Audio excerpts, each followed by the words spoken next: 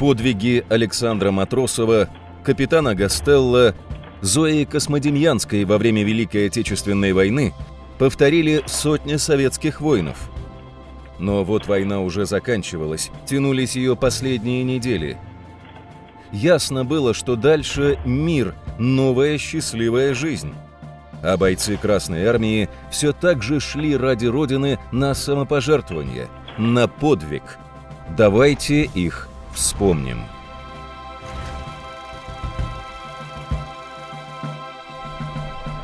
7 апреля 1945 года. Подвиг Катина.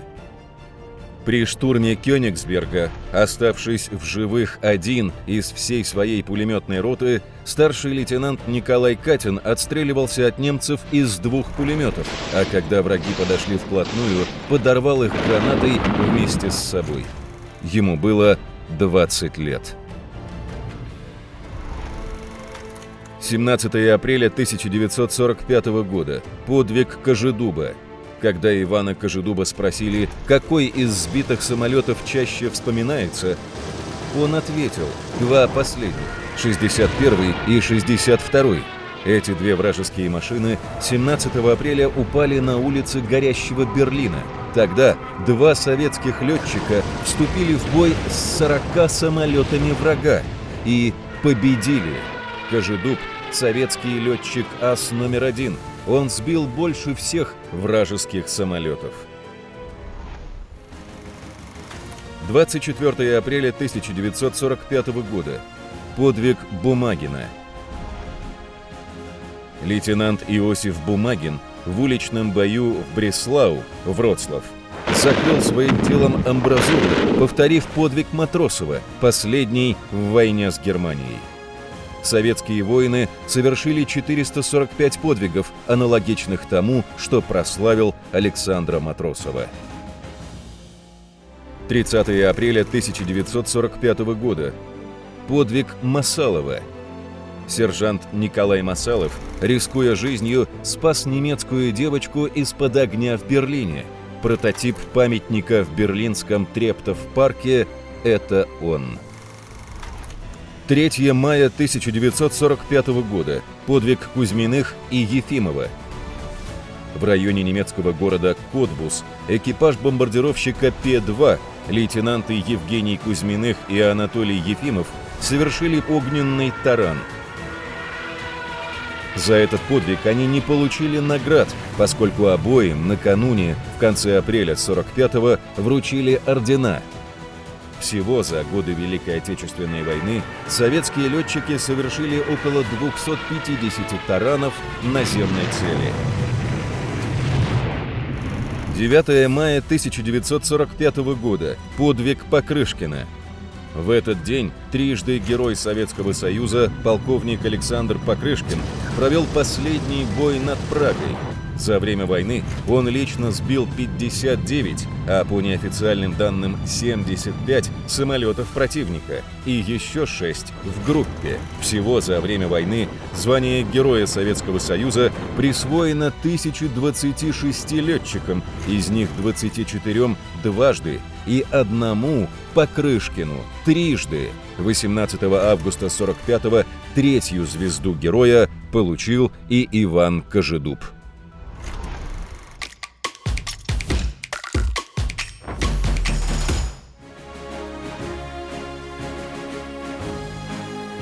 9 мая 45-го пришла долгожданная победа, а в августе началась еще одна война с Японией. И снова солдаты ложились грудью на амбразуру, и снова летчики совершали огненные тараны.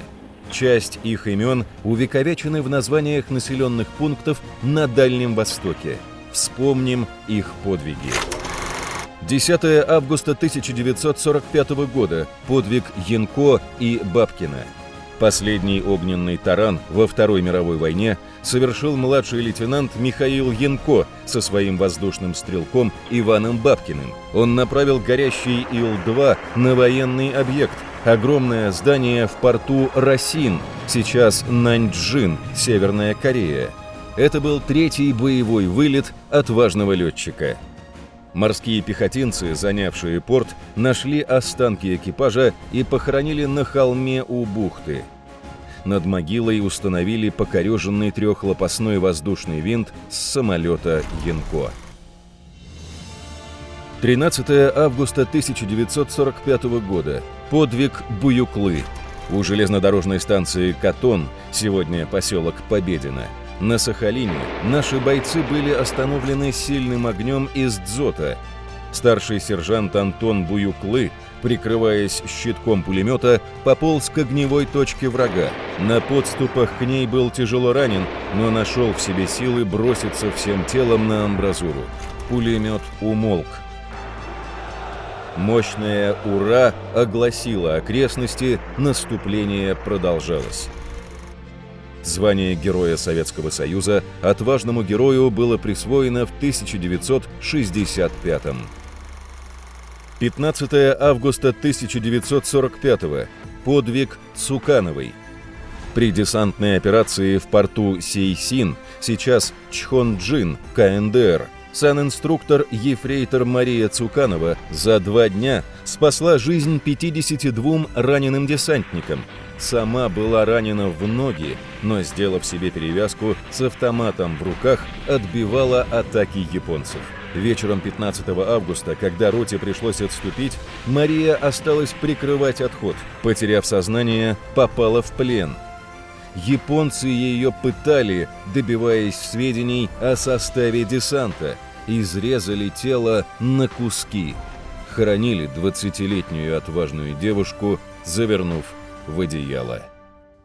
18 августа 1945 года. Подвиг Вилкова и Ильичева.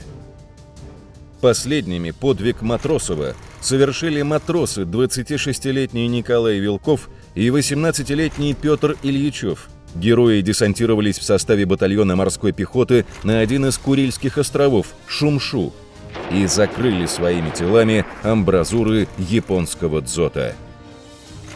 Слава нашему великому народу, народу-победителю! Вечная слава героям, павшим в боях за честь и победу нашей Родины. Пусть здравствует и процветает наша Родина.